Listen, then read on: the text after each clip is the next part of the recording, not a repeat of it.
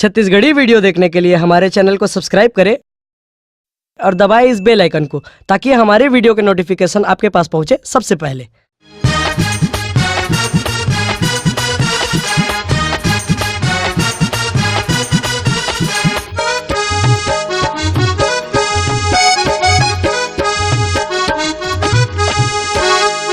गोरी के गोरे गोरे गाल, ये गोरे गोरे गाल जय जयपुर में बवाल करे वो।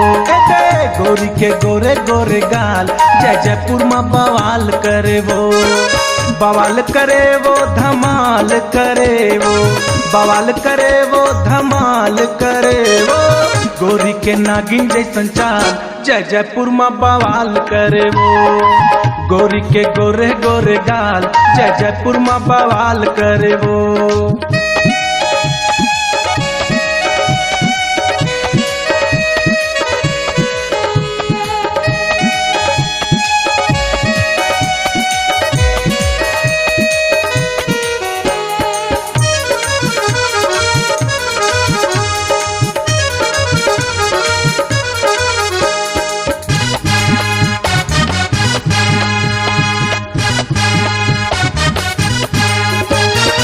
आँखी तोर ऐसे चमके जैसे चंदनिया, कनिया तोर ऐसे लचके जैसे अंगड़ैया।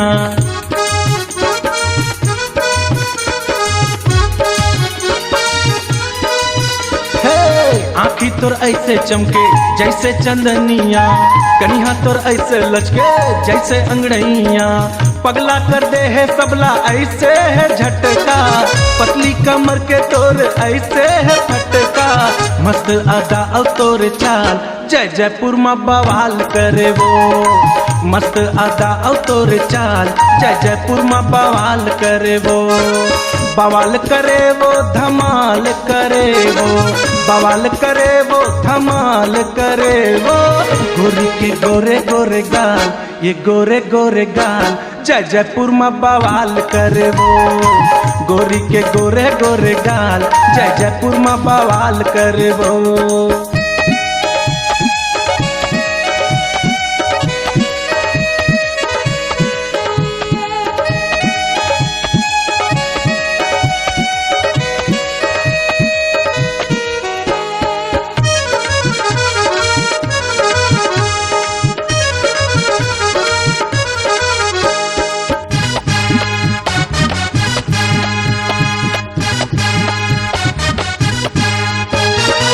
चांपा के चूड़ी में हाँ तोला पहनाऊं रे, कह दे तरानी मोरे तोला घुमाऊं रे।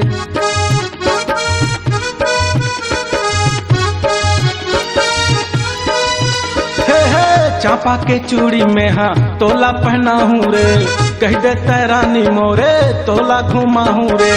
नखरा दिखा के झन ऐसे सताना, आगी लगा के मोर जीव झन जलाना। करिया चश्मा और लाल रुमाल जय जयपुर में बवाल करे वो। करिया चश्मा और लाल रुमाल छत्तीसगढ़ में बवाल करे वो।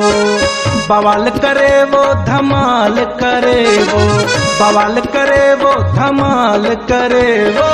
गोरी के गोरे गोरे गाल, ये गोरे गोरे गाल जय जयपुर में बवाल करे वो। गोरी के गोरे गोरे गाल जय जयपुर में बवाल करे वो।